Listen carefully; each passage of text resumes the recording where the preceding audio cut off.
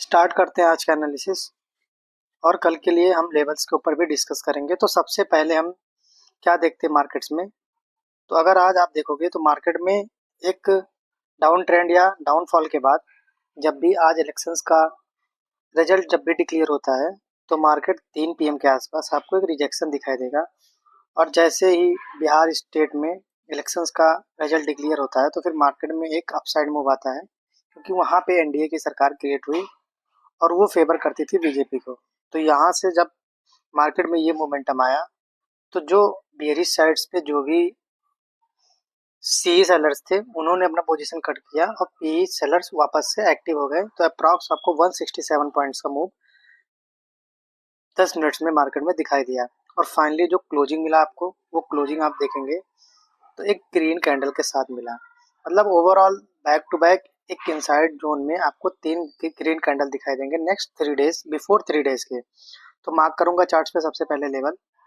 तो जो रेजिस्टेंस निकल के आ रहा है वो 25,955 का सबसे पहला रेजिस्टेंस हम मार्केट में देखेंगे कल के पॉइंट ऑफ व्यू से कि हमें रिजेक्शन मिलेगा कहाँ से। और डाउन साइड पे अगर हम डिमांड की बात करेंगे, एज अ सपोर्ट्स बोलेंगे, तो हमें जो डिमांड मिलेगा वो डिमांड मिलेगा 25,810 पे।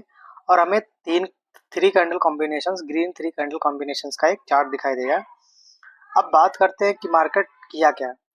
ऐसे केस में अगर आप देखोगे तो मार्केट अब वापस से जो हमने प्रीवियस 2 से 3 वीडियो में डिस्कस किया, मार्केट पे एक हायर लोस का जोन था। ओवरऑल जो ट्रेंड्स था मार्केट का ऊपर था, वो हायर लोस को जोन को एक बार आया मल्टीपल टेस्ट किया। अगर in the sense multiple test किया है, वापस से ये क्लोज किया।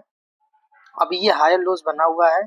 अब मार्केट यहाँ से एक ऐसे अपर साइड पे ब्रेक करता है। तो आप अगर टॉप पे देखोगे तो यहाँ पे अगर आप मंथली चार्ट्स पे शिफ्ट होते हो तो मंथली चार्ट्स के लिए यह आपका एक रेजिस्टेंस बनेगा। और इस रेजिस्टेंस के आसपास आपको 25,900 के आसपास, और डेली टाइम फ्रेम जाओगे तो यहाँ पे क्लियर कट आपको पैटर्न दिखाई देगा 25,900 पे। और यहाँ पे ये पैटर्न क्रिएट होने की पॉसिबिलिटी है। आपको ये लेफ्ट शोल्डर दिखाई देगा और लेफ्ट शोल्डर के साथ इसका हेड और एक राइट शोल्डर। अब ये मार्केट ऐसे क्रिएट करेगा और जैसे 26,000 का जो भी प्रीवियस एटीएच है अगर उसको ब्रेक करता है तो फिर मार्केट में मूव एक्सटेंड होगा और हमें एक नया ऑल टाइम हाई मार्केट में दिखाई दे सकता है। ये हमारा व्यू हुआ जो मार्केट का ट्रेंड अभी कंटिन्यू दिखा रहा है।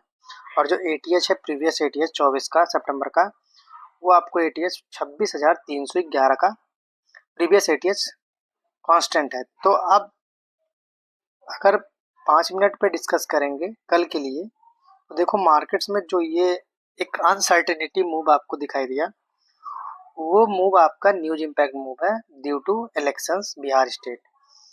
तो सबसे पहले इसमें नोटिस करना कि आपको इसको ट्रेड कैसे करना है कल के ट्रेडिंग सेशन में। फर्स्ट पॉइंट जो नोटिस करना, अगर मान लो मार्केट जिस लेवल पे क्लोज किया 25,916, अगर इस लेवल के आसपास फ्लैट ओपन होगा तो मार्केट इस लेवल पे जाएगा 25,950 और 50,925 के आसपास ऐसे कंसोलिडेट करेगा और कंसोलिडेट करके रिजेक्ट करेगा। ऐसे 4-5 बार अगर रिजेक्ट करता है और वापस से फिर ब्रेक कर देगा अपर साइड पे तो रैली अपर साइड का एक्सटेंड हो जाएगा, पहला पॉइंट। दूसरा पॉइंट, अगर इन द सेंस मार्केट मान लो फ्लैट ना खुल के किसी भी केस की वजह से गैप डाउन ओपन हो जाए, मान लो इस एरिया पे 25,874 के आसपास ऐसे फ्लैट ओपन हो जाए, सॉरी गैप डाउन ओपन हो जाए, और गैप डाउन ओपन होने के बाद या तो आइदर मार्केट अपर साइड का रेजिस्टेंस टेस्ट करके ब्रेक करे, एक सपोर्ट क्रिएट करे, या फिर मार्केट आराम से अपने 25,810 के सपोर्ट्स पे आए और कंटिन्यू ऐसे रेंज बनाए और रेंज का अपर साइड ये ब्रेक करे तो ये टारगेट देगा आपको इंट्राडे पे। ये हुआ हमारा second case. In third case की बात करते हैं। मान लो ऐसे लेवल्स पे ना ओपन होके किसी क्लोजिंग वाले लेवल्स से 50-60 पॉइंट ऊपर ओपन हो जाए गैप अप में, अगर मान लो मार्केट यहाँ ओपन हो गया, अगर इस लेवल पे ओपन हुआ तो फिर हम स्लाइटली वेट करेंगे इस लेवल का। इस लेवल पे मार्केट आता है और फिर वापस से थोड़ा रेंज बनाता है, थोड़ी देर सस्टेन करता है, बायर्स आते हैं, फिर यहाँ से एक रैली एक्सटेंड होगी अपर साइड। 4 पॉइंट्स हमारे बुलिश साइड्स को सेम, जस्ट इसका इन्वर्स जब हम करेंगे तो हमें बेरिश साइड्स का ट्रेड बनेगा। अब इसको इन्वर्स करने के लिए इन द केस हमने पहला डिस्कस किया था फ्लैट ओपन। अगर यहाँ फ्लैट ओपन होता है और ऐसे कंसोलिडेट करके ऊपर ब्रेक करता है और जैसे बायर आएंगे फिर नीचे आएगा मार्केट्स और फिर ऐसे रिट्रेसमेंट होगा, फिर मार्केट फॉल करेगा। ये इसका बेयरिश साइड्स का पहला केस हो सकता है। अब जो सेकंड केस बेयरिश साइड्स का बनेगा, वो सेकंड केस हमारा क्या होगा? मान लो मार्केट यहाँ के आसपास है और गैप अप ओपन हो जाता है। गैप अप ओपन होने के बाद मार्केट यहाँ 5 से 6 मिनट कंसोलिडेट करता है, फिर यहाँ आता है, सपोर्ट्स बनाता है, लोगों को लगेगा कि मार्केट यहीं से एक पुल बैक देगा और जैसे इस एरिया के आसपास जाएगा 26,000 पे एक साइकोलॉजिकल लेवल, फिर मार्केट फॉल कर दे।